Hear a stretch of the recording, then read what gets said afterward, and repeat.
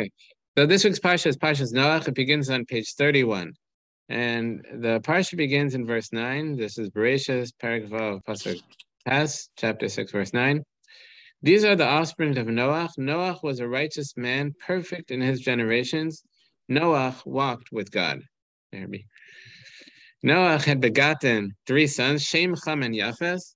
And it continues, now the earth had become corrupt before Hashem, and the earth had become filled with robbery, and Hashem saw the earth, and behold, it was corrupted, for all flesh had corrupted its way upon the earth. Okay, so I'll stop here and maybe work backwards a little bit. So there are a number of sins mentioned here. In verse 11, it said, the earth had become corrupt before Hashem, and the earth had become filled with robbery. And Hashem saw the earth, behold, it was corrupt, for all flesh had corrupted its way upon the earth. So to begin with, so there's corruption and there's robbery. Rashi says about corruption is that refers to adultery and idolatry. So that's the corruption that's mentioned. And robbery means robbery, taking things that belong to someone else. And our sages say that, in fact, what they were doing is that they were taking just small amounts, minute amounts of other people's stuff, in an amount that wouldn't be prosecutable. They wouldn't be able. It wouldn't be. Sure what the word would be. They wouldn't be able to litigate for that amount. So basically, there's nothing to do about it. And because of this, it just caused destruction, because you can't prosecute one person for taking let's say an apple. But if enough people do that, it could cause a tremendous amount of destruction, because people could have everything taken from them and they had no recourse. And that's what was happening. That, people would open their store and they would have a flash mob. Everyone would kind of run in and just take a small amount and just clear the person out of everything. And there was nothing to do about it, because nobody took enough to really be worth, or for the court to even, for it to be worth it for the court to hear it. Okay, so anyway, whatever it is, so we have these 3 sins. We have idolatry, adultery, and robbery. So the Klei Yakar points out that we say 3 things about Noach as well in verse 9, in the beginning, first verse. It says, Noach was a righteous man, perfect in his generations, and Noach walked with Hashem. So the Klei Yakar understands that that's coming to tell us about how that Noach was clean and was pure of all these 3 different types of sins. And that is that Noach was a righteous man. The Hebrew there is tzaddik. He was a tzaddik. He was righteous. But the righteous literally means, it comes from the word tzedek, which means justice, meaning that he was just. And that means that he did not steal, that he respected other people's property. And that's really what tzedek means, is that you respect other people's property. You fulfill your obligations. And that's tzedek. It continues that he was perfect in his generation. The Hebrew for that perfect is tamim. What does perfection mean? It means that he was a tamim. And the Klei Yakar explains that that's a reference to another place that the Torah uses that word. And that is when Hashem commanded Avraham to circumcise himself. It says, walk with me and be tamim, be perfect. And the perfection there was that Hashem created us in a way that we were imperfect and to give us a life's work to improve ourselves. And the physical way that we improve ourselves is by circumcising ourselves, giving ourselves a bris milah.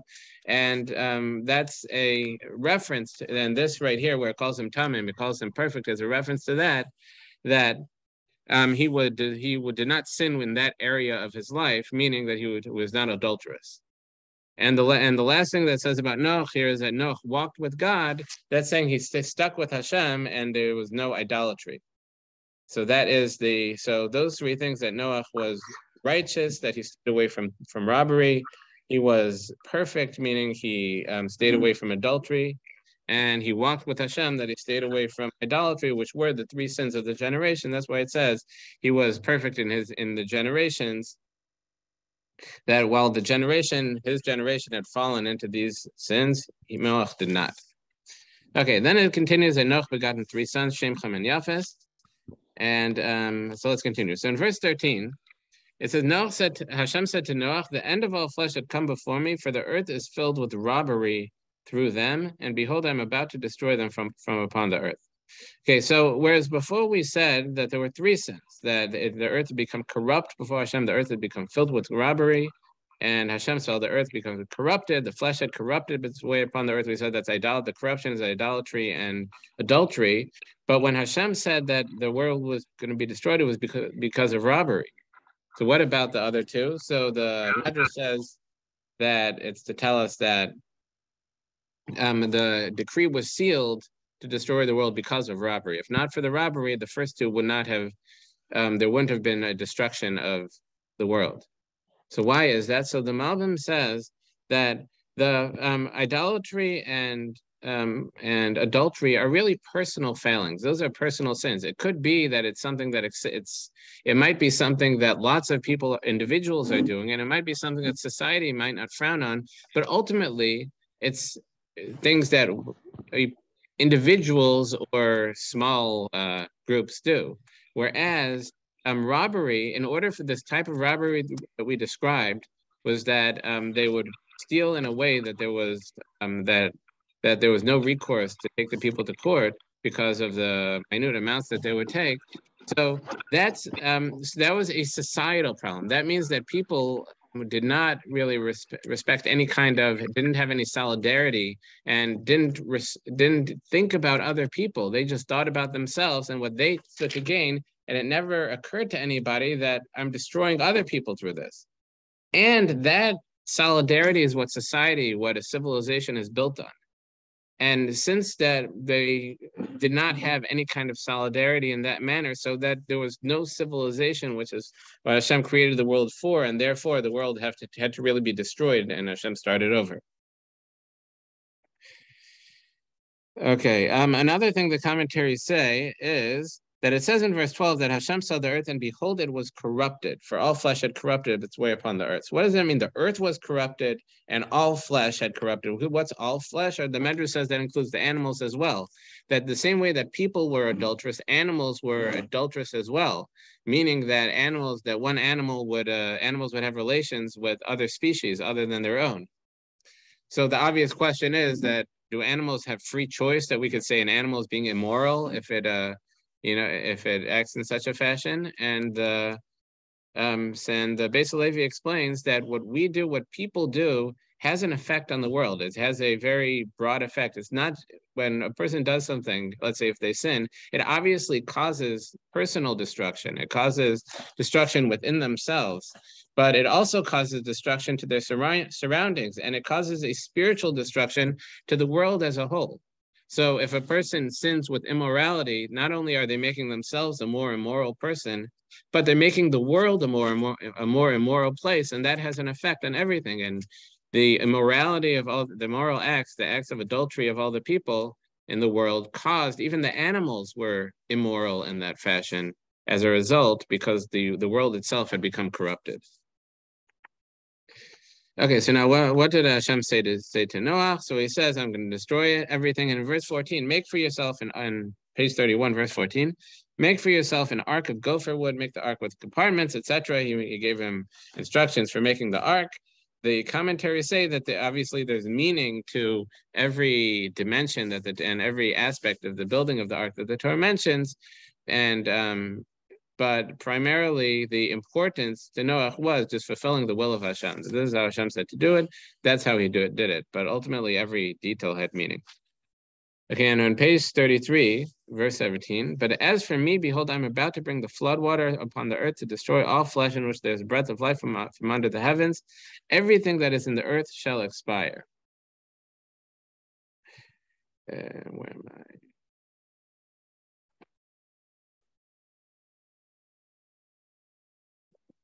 Okay, but I will establish my covenant with you in verse 18, and you shall enter the ark, you, your sons, your sons' wives with you.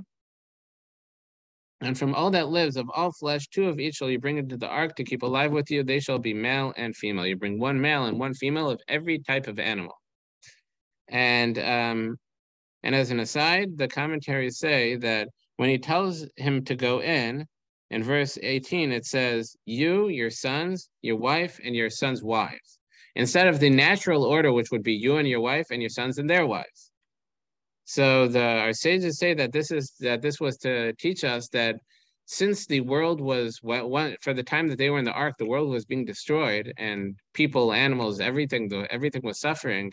So that was not a time for them to have a grand old time on the inside. It's not like, everything's going to, everything's being destroyed outside. People are suffering, and we'll party because we're okay. That he had to have some level of empathy and sympathy for what was happening outside, and for that reason, the Torah separates the males and females to tell them that they shouldn't have relations for that entire time in the ark, in order to have empathy to sympathize with everything going on outside. And it continues, as we read in verse 19, that they bring 2 of each kind of animal, and from each bird according to its kind, each animal according to its kind, from each thing that creeps on the ground according to its kind, 2 of each shall come to you to keep alive. And the commentaries say it's obviously these naturally, even though it was a big ark, but naturally they wouldn't all fit, and it was miraculous that they were able to fit in the ark. And verse 21, but as for you, take for yourself of every food that is eaten, gather it into yourself, that it shall be as food for you and for them. And Noach did according to everything Hashem commanded him, so he did. So Noach followed this commandment. And so moving on in chapter 7, verse 1 on page 33, then Hashem said to Noach, come to the ark, you and all your household, for it is you that I have seen to be righteous before me in this generation. Of every clean animal, take unto you 7 pairs, a male with its mate, and of the animal that is not clean, 2, a male with its mate. Of the birds of the heavens, also 7 pairs, male and female, to keep the seed alive on the face of the earth. So for every clean animal, I say this means an animal that Hashem showed him which animals were to be commanded to the Jewish people to be kosher. What are the kosher animals? It was to take 7 pairs, which means 14 total, of each of the kosher animals, and of the non-kosher animals, he was to take 1 pair of each non-kosher animal. So the Ramban comments on this, that why was it that it says that Noach understood, and later we see that he brought an offering from the non-kosher animals. And why would he bring and he understood to bring an offering from the kosher animals, because he understood that he was commanded to bring more of them, because those were to be designated for an offering, especially because those were to be designated as an offering. But the Ramban asks that we know that not every kosher animal is kosher to be brought as an offering, that the only animals that we were allowed to bring as an offering to Hashem are a cow or bull, sheep or rams, goats or female or male goats, and doves and turtle doves. So what about a deer? Let's say a deer is a kosher animal, but we would not be allowed to bring it as an offering. So why would he need 7 of those? And the Ramban says that in fact that was only a commandment for Jews to only bring offerings from those specific types of domesticated animals. But the Bnei Noach, those righteous from before the time of the Jewish people, were in fact allowed to would bring offerings even from from other kosher animals. And in fact, the Ramban understands that Noach would have brought a deer as an offering. He would have brought every kind of giraffe, every kind of kosher animal he would have brought as an offering as well. The Kli Yakar, though, interestingly disagrees. The Kli Yakar says that he's troubled by this, and he said that wouldn't make sense that Hashem would tell Noach to have 7 of each kind of animal in order that he'd bring it as an offering, because if he was supposed to bring these kind of kosher animals as an offering, why wouldn't Hashem tell us to bring them as offerings too? If it's okay for Noach, why would it not be okay for us? So the Kli Yakar says that the real reason why it's commanded to bring more of these kind of animals was because these are the animals that are most common to eat. And because of that, we needed more of them.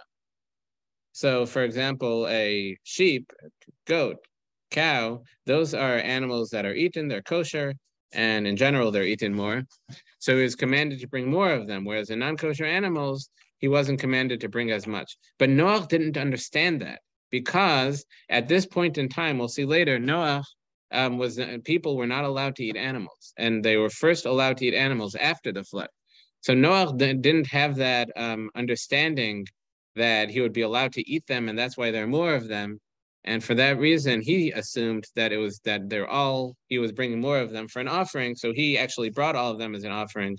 And some of them just didn't count because they're not kosher to be brought as an offering. Okay. So moving on. In verse 4, in 7 more days I'll send rain upon the earth, 40 days, 40 nights. I'll blot out all existence that I have made upon the face of the earth. And Noach did according to everything Hashem had commanded him. So in verse 6, Noach was 600 years old when the flood was water upon the earth. Noach with his sons, his wife, his sons' wives with him, went into the ark because of the water of the flood, of the clean animals, of the animal that is not clean, of the bird, of each thing. And page 35, the creatures upon the ground. 2 by 2 they came to Noach into the ark, male and female, as Hashem has commanded Noach. And it came to pass after the 7-day period that the waters of the flood were upon the earth.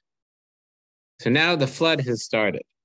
And in verse 11, in the 600th year of Noah's life, in the 2nd month, in the 17th day of the month. So this is, there's actually a disagreement amongst the sages what the 2nd month here means. Does it mean Iyar, which is counting the 1st month, Nisan, 2nd month Iyar, or is it counting from Tishrei and the 2nd month being Cheshvan, which is in the month that we're in now, which seems to be how most of the commentaries go, that this is in Cheshvan, in the month we are now, on the 17th day of the month. On that day, all the fountains of the great deep burst forth. This is all the groundwater started rising from under the ground.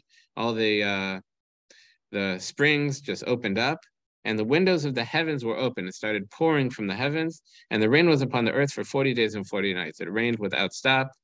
And in verse 13, on that very day, Noach came with Shem, Cham, and Yafes. The sages say, what does that mean on that very day? They say it's in the middle of the day that the people who had seen Noah building his ark and asked him what it was about, he told them that God's going to destroy the world with a flood. They laughed at him, but when it started raining, they were saying, we're not going to let you go in there. You're going to suffer the same fate as us. But Hashem said that he's not going to sneak in there in the middle of the night. He'll go in the middle of the day, and the animals stood around in guard and prevented anyone from getting close to him. So, where am I? Noach came once again, Shem, Cham, and Yafes, Noach's sons, with Noach's wife and 3 wives of his sons with them, into the ark, they and every beast after its kind, so all the animals came in too. And in verse 17, when the flood was on the earth, 40 days the water increased and raised the ark so it was lifted above the earth. The water strengthened and increased greatly upon the earth. The ark drifted upon the surface of the waters. The water strengthened very much upon the earth. All the high mountains which are under the entire heavens were covered. That it covered all the mountains. 15 cubits upward did the water strengthen. The water went 15 cubits above the tops of the highest mountains, which is 15 cubits would be about 30 feet or so. And the mountains were covered. And page 37, and all flesh that moved upon the earth expired, among the birds, the animals, the beasts, the creeping things that creep upon the earth, and all mankind. All in whose nostrils was the breath of the spirit of life of everything that was on dry land died. And I say to say that dry land is very specific, is that this was a decree on the earth, on the land. But the fish in the sea were not subject to this decree, so they were not killed in the flood. In verse 23, and he blotted out all existence that was in the face of the ground, from man to animal to creeping things and to the birds of the heaven. They were blotted out from the earth. Only Noah survived and those with him in the ark, and the water strengthened on the earth 150 days. So now Hashem remembered Noach, and the water receded. And in verse 4 on page 37, and the ark came to rest in the 7th month, on the 17th day of the month, upon the mountains of Ararat. The waters were continuously diminishing until the 10th month, and the 10th month and the 1st of the month, the tops of the mountains became visible. So, and in verse 6 on page 37, it came to pass at the end of 40 days that Noach opened the window of the ark which he had made. He sent out the raven, and it kept going and returning until the waters dried from upon the earth. So what does that mean, it kept going and returning? So our sages say that he tried to send the raven, but it refused to go. That he sent it out, it came right back. He sent it out, it came right back. That the raven refused to go. And I say, why was that? It's because the raven said to Noach that, like, your God hates me and you hate me. God hates me because he only brought 2 of me, where he brought 7 pairs of all the clean animals. And you hate me because you're sending me out because And if something happens to me when I'm going out and I get killed, that's the end of my species, because we only brought in two of the non-kosher species. There are two ravens. If one's gone, then they can't reproduce, and there will be no more ravens. So the species will end with us. That was what the raven said, and it refused to go. But in fact, I think it's the Kliyakar says, or maybe it was the Rabbi Bachya, that in fact the raven was that he says we see from here that the raven actually was the one animal that did reproduce in the teva, in the ark. And he says, whereas we said before that they were commanded not to have relations in the ark because in solidarity or for sympathy for what was going on outside, the raven did and actually did reproduce, and that's why he sent the raven. That's why he picked specifically the raven. The Medrash though says something fascinating here, that it says that that Noach was angry at the raven. I think he was asking, like, what good is it if it's not listening to me? And Hashem said to him, it says, he sent out the raven and kept going and returning until the waters dried from upon the earth. So Rashi brings the Medrash that, what does that mean? That Hashem was telling Noach, what is the raven good for? And that is that we have to preserve the species because it'll be necessary when the water dries from upon the earth, referring to a future time that there will be a tremendous drought and there'll be no water and a raven will be necessary. When was that? In the time of Eliyahu Hanavi, Elijah the prophet. So there was a tremendous drought that Eliyahu prophesied about. He I don't know if he brought it about or he prophesied about it, but and Eliyahu went into hiding in a cave. And because the king Achav wanted to kill him, and it says that ravens would bring meat to Eliyahu from the kitchen of Achav of the king. So that's what the raven kept on going back and forth until the waters dried out from the face of the earth, until that big great drought of the time of Elijah the prophet, when then the ravens were necessary to keep him alive. And the Rabbi Bachya points out that there's a hint to that in the wording in the letters of the verse. That what pasuk is it? In verse 7, pasuk Zayin, the Hebrew is, where is it? The Hebrew for until the water is dried. The dried is yevoshes. But if you look at the word, it's on 5 lines up from the bottom in the Hebrew. You have Ha'ariv, Vayetze, Yatsev, Vashav, Ad Yevoshes. That word Yevoshes, the drying. If backwards, the letters are Taf, Shin, Bez, Yud, which spells Tishbi, which is a reference to Elijah. It's Eliyahu HaTishbi, Elijah from the Tishbi. Okay, so moving on. In verse 8, then he sent out the dove from him to see whether the waters had subsided from the face of the ground. But the dove could not find a resting place for the sole of its foot, and it returned to the ark, for the water was upon the surface of the earth. So even though the mountaintops were uncovered, but there were no tree branches, whatever, for the dove to land on. So he put forth his hand, he took it, brought it with him to the ark, and then another 7 days he sent it out again. And verse 11 on page 39, the dove came back to him in the evening, and behold, an olive leaf it had plucked with his bill, and Noach knew that the waters had subsided from upon the earth. And then he waited another 7 days, sent the dove forth, and it did not return to him anymore. So when he brought the olive branch, so he knew that the water was gone, the water was drained, and then it didn't come back. And that was a signal to him that if the dove didn't come back, that it was dry, that it was able to find a place to live. Okay, in verse 13, so now Noach waited till the water is completely dry, and that's in verse 13. And it came to pass in the 601st year, in the first month, on the first of the month, so this is almost a full year after it started, the waters dried from upon the earth. And in verse 14, and in the second month, on the 27th day of the month, the earth was fully dried. So the commentaries say that what's the significance now? Remember, the flood started on the second month, on the 17th of the month. Now we're saying that it's completely dried, and we'll see Hashem told Noach to leave the ark on the 27th day of the month. So why was it more than a year? So the commentaries say that the year is a lunar year, and it was a solar year, which is about 10, 11 days longer than the lunar year. That's how long that they were to be in the ark. And the commentaries say, why was that? Because the judgment of the wicked is a year, that the very wicked are suffer in Gehenna and the purgatory for a year. And that was the judge. So the judgment of the earth was also for a year. And just as an aside, that's why we say Kaddish for 11 months and not a year. What's the significance of 11 months is because we don't want to, we're saying Kaddish in order to raise the souls of our loved ones, of our relatives, in order to bring them merits. And we don't want to hint that they're from the worst, that they'd have to suffer. They need it for a whole year, so we only do it for 11 months. But where am I?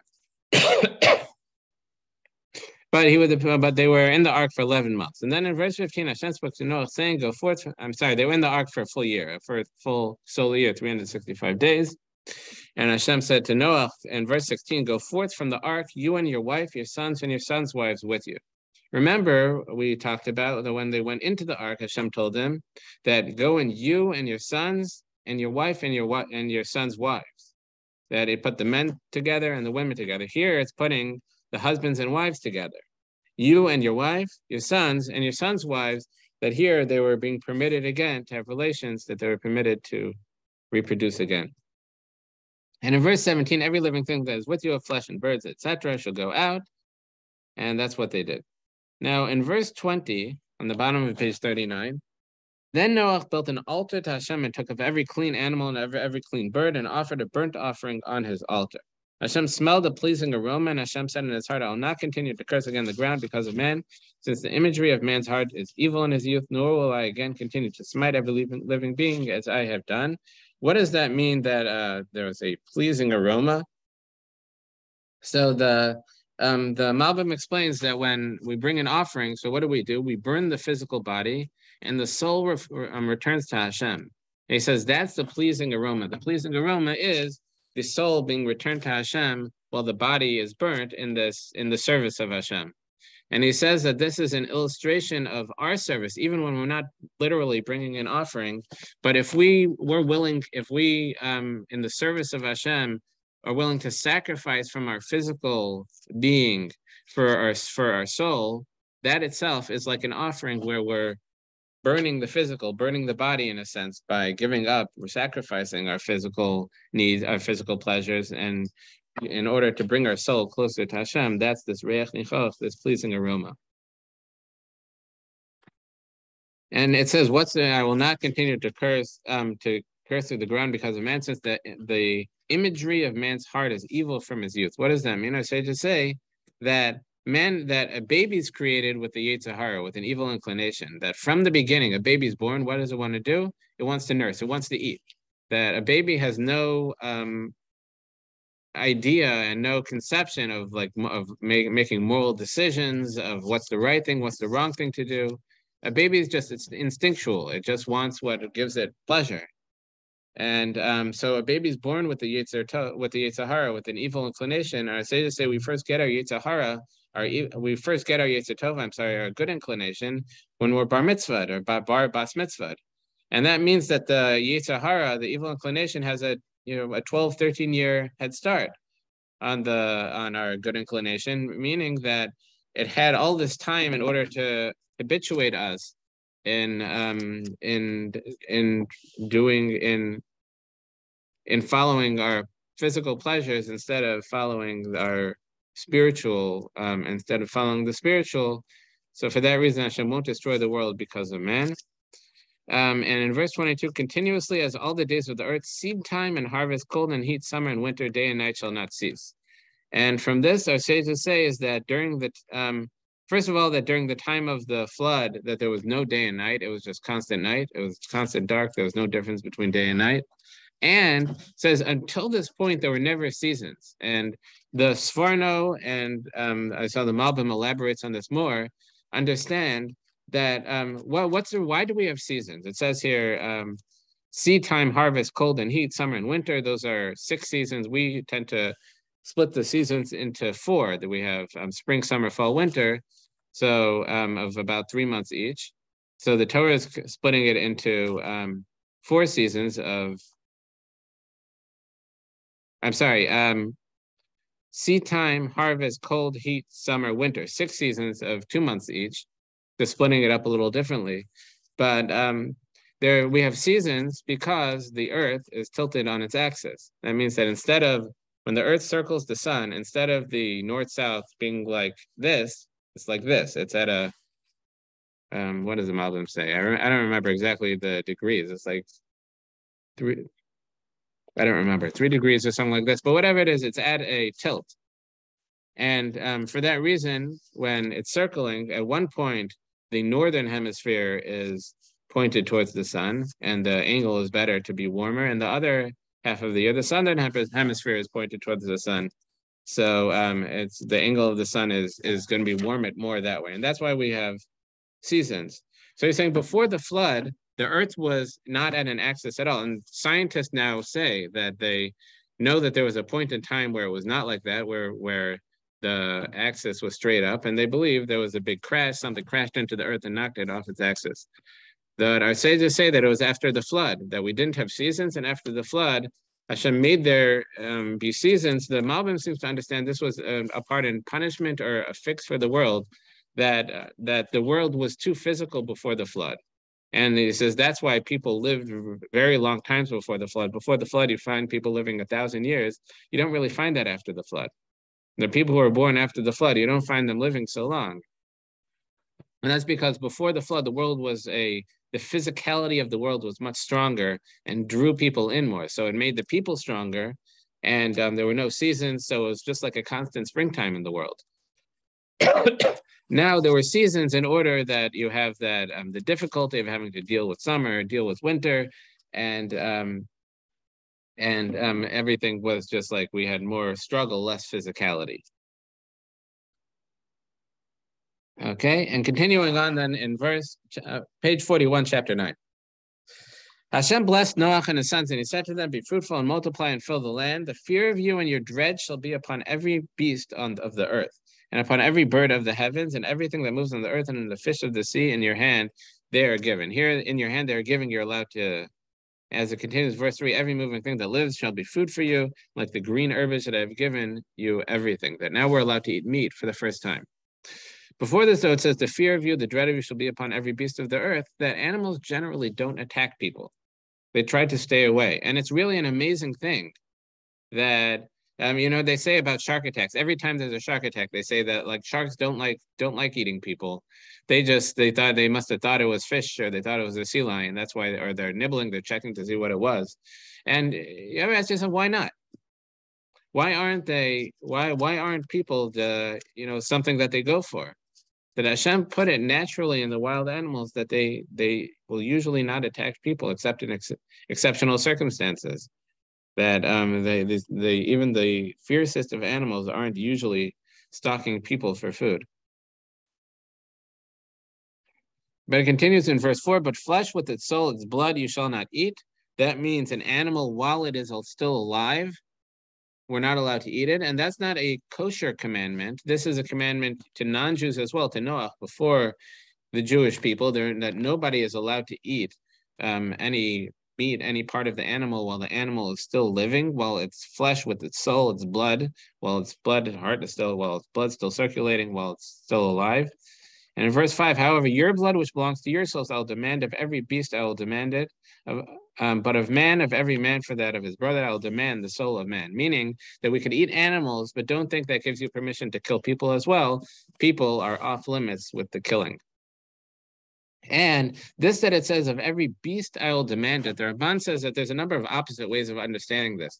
He says it could be understood that if a person kills another person and there's no witnesses, there's no way to bring him to justice, Hashem will, in that case, Hashem will cause the animals to attack him. That Hashem will bring justice one way or another. Either man will end up killing him, or a wild animal will end up killing him. But one way or another, justice exists in the world, whether it's brought by man or by Hashem.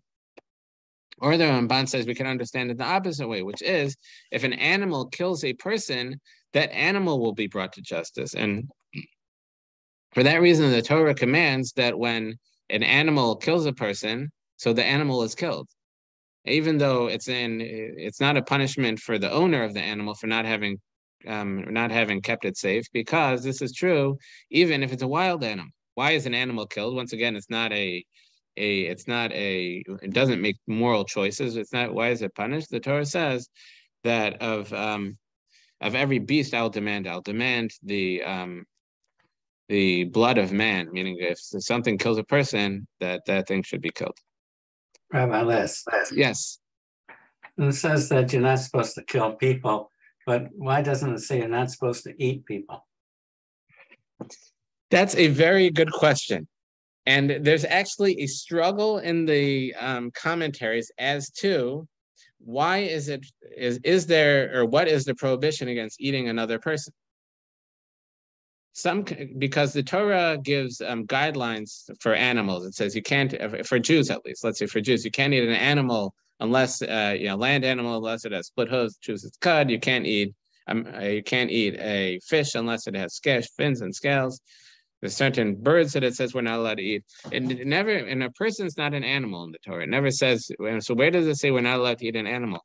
Some commentaries say that a person. Some commentaries say that the prohibition against eating a person is kavod hames. It's the dignity that we're required to treat the dead with, and it's unbecoming it's disrespectful to the dead to eat them, and that's the prohibition. Is that it's disrespectful? Not that it's not kosher per se, but it's disrespectful. Some commentaries though say something that we just mentioned, is that we were never allowed to eat animals until after the flood. After the flood, Hashem said to Noach, as it says in verse 3, every moving thing that lives shall be food for you, or in verse 2 and 3, between verse 2 and 3, that everything, all the animals and fish and birds are given into your hands and you're allowed to eat them. People were just never brought out of that first category, meaning before the flood, we weren't allowed to eat anything. I'm sorry, we weren't allowed to eat any living thing. After the flood, we were given permission to eat animals, and we were given permission to eat animals, but people were never permitted to begin with. So it's not that they were prohibited per se, they were just never permitted. But it's a question that the commentaries deal with. Where does, meaning it's assumed we're not allowed to eat people, but where does that come from? Thank you. You're welcome. Okay, and it continues in verse 7, and you be fruitful, multiply, teem on the earth, and multiply on it. This is the mitzvah to procreate, to have children, and this is even for non-Jews, that Hashem created the world in order for the world to be settled, not to be desolate, and there's a mitzvah to procreate, to fill the world. And it continues at the bottom of page 41, verse 8. And Hashem said to Noach and his sons with him, saying, as for me, behold, I establish my covenant with you and your offspring after you, and with every living being that is with you, with the birds, the animals, with every beast of the land with you, of all that departed the ark, every beast of the earth.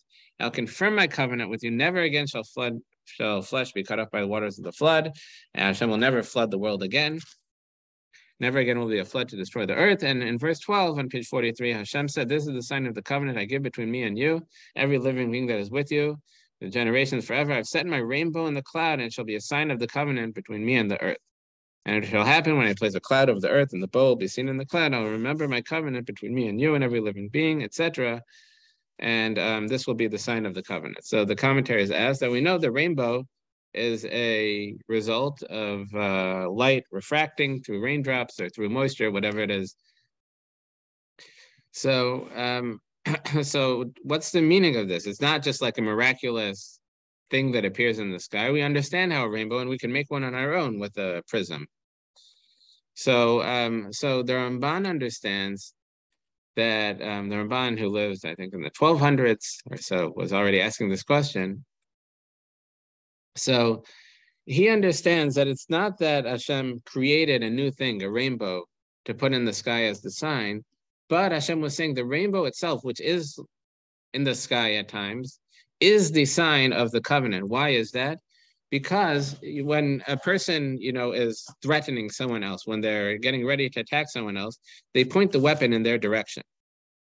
when somebody is, let's say, showing peace to someone else, they turn the weapon away from that person. So let's say if a person has a gun, they want to hand it to someone else in peace. What they do is that they turn it towards themselves and hand it in that way in order to show the person they're not threatening.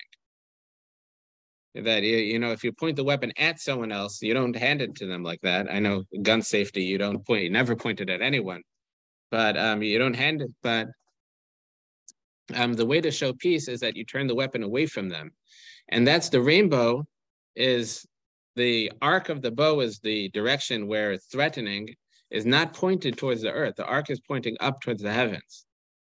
And that itself, that's a sign for us that and that Hashem is not attacking us, and that the bow, which is stands for a weapon, is facing away from us instead of towards us. Okay, and in verse 18 on page 43, the sons of Noach who came out of the ark were Shem, Ham, and Yafes, Ham being the father of Canaan, and that becomes important. These three were the sons of Noach, and from these the whole world was spread out. In verse 20, Noach, the man of the earth, debased himself and planted a vineyard.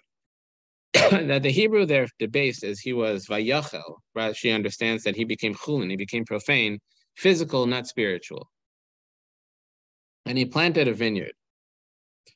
And the commentators say not only did he plant a grapevine, but he planted a whole vineyard and like whole rows of grapevines, meaning he wanted wine, and you don't get wine from just one vine, you need a whole bunch of them. So he planted a whole vineyard. He drank of the wine, became drunk, and uncovered himself within his tent. And Ham, the father of Canaan, saw on page 45 his father's nakedness and told his two brothers outside. And Shem and Yafes took the garment, laid it upon both their shoulders. They walked backwards and covered their father's nakedness, and their faces were turned away. So they dealt very respectfully with it, whereas Ham did not. It says that Ham, the father of Canaan. Why is that important? He's the father of Canaan. He had other sons as well. And we usually reference a person by his father, not his sons. So the commentaries say, Rashi says that Canaan actually saw it and ran out to tell Ham, his father. So we reference Ham in reference to Canaan, who's the one who caused all this. And the Medrash actually says that Ham didn't just tell his brothers outside, didn't just enjoy it. One Medrash says that one of our sages say that he castrated his father, and a different opinion says that he sodomized his father. And I see the commentaries say the meaning behind this is that at this point there's a whole world ahead, and Noach has three sons, so they'd split the whole world three ways. And they were worried, or Ham worried that their father would have more children, and then they'd have less of the world to themselves and to their descendants, because then there would be a whole nother, the world would be split a whole nother way with a whole nother family. And for that reason, he castrated him or sodomized him to cause him somehow to not have children. Either because once that happened, he would be turned off from having children, whatever it is. Okay. So whereas Shem and Yafes respectfully covered their father. So in verse 24, Noach awoke from his wine and realized what his small son had done to him. And he said, "Cursed is Canaan, a slave of slaves shall he be to his brothers." Why did he curse Canaan and not Ham, the one who actually did it? So I think the Rabbi Bachya says either because Ham was already blessed by Hashem, that it said earlier that Hashem blessed Noach and his sons. That would include Ham. So this is on page 41, chapter 9, where verse 1, it says, Hashem blessed Noach and his sons. That means that Ham, being a son of Noach, was blessed specifically by Hashem, and someone who was blessed by Hashem can't be cursed. So Noach cursed Canaan instead. Other commentaries say that Ham had already had children. So if he cursed Ham at this point, it would just be Ham who was cursed. So he cursed Canaan, who had his childbearing days ahead of him, that it would include his descendants as well. And it says, "A slave of slaves shall he be to his brothers." And in verse 26, and he said, "Blessed is Hashem, the God of Shem, and let Canaan be a slave to them. And may Hashem extend Yafes, but he will dwell in the tents of Shem, may Canaan be a slave to them." And Noach lived after the flood 350 years, and all the days of Noach were 950 years, and he died. And it goes through the descendants. I'll just read a little bit of it, but one I wanted to read and get back to go back a little bit. In chapter 10, verse 2 on page 45, it says, the sons of Japheth, Gomer, Magog, Mada, Yavan, Tuvo, Meshach, and Tiras. Magog should look familiar. We've heard of the war of Gog and Magog before the coming of Mashiach. So that Magog was the son of Japheth. So the commentaries say that that Shem and Japheth, for covering their father, they were both rewarded. It says that Shem, who was the ancestor of the Jewish people, his descendants would be given the mitzvah of tzitzis, of talis, of covering themselves with the talis, and as a reward for having covered his father. And Japheth will be rewarded that after the battles of Gog and Magog, we read this Haftarah, I think on Sukkot, or Sukkot, Simchas Torah, whatever, where it talks about the battles of the war of Gog and Magog. It says that those who fought in that war, the descendants of Gog, will be buried. And it says in the prophets that those who fell in battle will be buried, and that was in reward for having covered their father. Their descendants will be covered respectfully after battle. Okay, and on page 47, verse 8, it says, these are the descendants of Cham. It said, and Cush, who was a son of Cham, begot Nimrod. He was the first of the mighty men on earth. He was a mighty hunter before Hashem, etc. And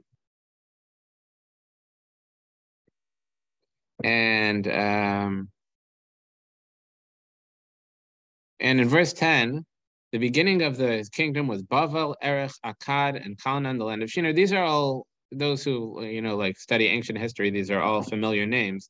Bavel, we know Akkad, the Akkadians. And it says, from the land of Asher went forth and built Ninveh, Rehovos, Irkale, Resen, between Ninveh and Kala, there's a great city. And in verse 13, and Mitzrayim begot Ludim. These are Mitzrayim is the Egyptians. Ananim, Lachavim, Naftuchim, and Pasrusim, those are, I think, the Parthians, okay, and the Philistines. Okay, and now just skipping to Shem, in verse 21, it says, in verse 22, the sons of Shem, Elam, Ashur, Parsha, Lud, and Aram. Where am I? And in verse 24, Parsha begot Shelah, and Shelah begot Aver. So this Aver was a student of Shem, and we find later in the Medrash talks about how Yaakov studied, or patriarch Yaakov studied in the yeshiva of Shem and Aver. That's Shem is the son of Noach, Aver is this grandson. That's referenced here. Okay, so now on page 49, skipping to chapter 11, it says that the whole earth was on one language and of common purpose. And it came to pass when they migrated from the east, they found a plain in the land of Shinar and settled there. They said to one another, come, let us make bricks and burn them in fire. And the bricks served to them as stone, and lime served to them as mortar. So they discovered how to build, instead of building with straw, whatever they built with, they were able to make bricks and mortar buildings. And they said, come, let us build a city and a tower with its top in the heavens, and let us make a name for ourselves, lest we be dispersed upon the whole earth. And it says in verse 5, Hashem descended to look at the city and the tower for which the sons of men built. The commentaries say, what does that mean, Hashem descended? That it means figuratively that Hashem instead of just looking at actions, looked at what the deep intentions were of the people and what they were doing. And Hashem said, behold, there are one people with one language for all, and this they begin to do, and now should it not be withheld from them all that they propose to do. Meaning that Hashem understood with this, looking at their intentions, that the Malbim says that this was the Medrash says that they were trying to do battle with God. The Malbim understands that this tower was some kind of structure that was supposed to channel the Mazalas, channel the the constellations in a astrological way to do battle with Hashem. So Hashem said in verse 7, come, let us descend there and confuse their language that they should not understand one another's language. And this was an important thing. I think the Meshech Chochmah says that when the wicked are all together and could talk to each other and work with each other, they make big trouble, and that's very dangerous. So and this was what Hashem did with the Tower of Babel, that Hashem changed the language so that people spoke different languages and they were scattered around the earth. So the wicked were scattered in different places, that they were away from each other. Nowadays, we find the destructiveness of having this super communication network where everybody could, find everybody in the world. And unfortunately, people do a lot of damage that way, because now the wicked could all talk together in the same language wherever they are. But okay. So in verse 8, Hashem dispersed them from there over the face of the whole earth, and they stopped building the city. That is why it's called Bavel, because it was there that Hashem confused the language of the whole old earth. Bavel comes from Bilbul, which means like confusion and being mixed up.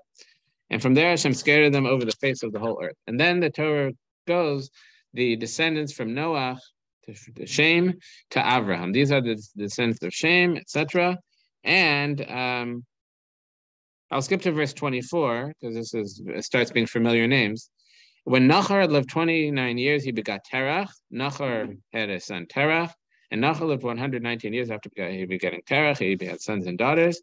When Terach lived 70 years, he had Avram, Nachor, and Haran, I believe. See the Hebrew? And Haran, yeah. So he had Avram, Nachor, and Haran. And in verse 27, now these are the chronicles of Terach. Terach begot Avram, Nachor, Haran, and Haran begot Lot, Haran was Avraham's nephew, his brother's son. And Haran lived and died in the lifetime of Terach, his father, in his native land in Ur Kasdim. And Avram and Nachor took for themselves wives. The name of Avram's wife was Sarai. The name of Nachor's wife was Milcah, the daughter of Haran, the father of Milcah and the father of Yiscah. I say that Yiscah, in fact, was Sarah. And Sarai was barren. She had no child. So Terach took his son on page 53, Avram and Lot, the son of Haran, his grandson, and his daughter-in-law Sarai, the wife of Avram, his son. They departed with them from Ur Kasdim to go to the land of Canaan. They arrived at Haran and settled there. And we'll talk, I think, next week about this. Where exactly were they? Because it said that Haran died in the native land in Ur Kasdim. Now it's saying they're leaving. Wait 1 second. In Ur Kasdim, I'm a little confused here. They parted from Ur Kasdim to go to the land of Canaan. They arrived at Haran, settled there, and so we'll talk about that next week exactly where they're from. But the days of Terach were 205 years, and Terach died in Haran. Okay, shkoyach. Everybody have a great Shabbos.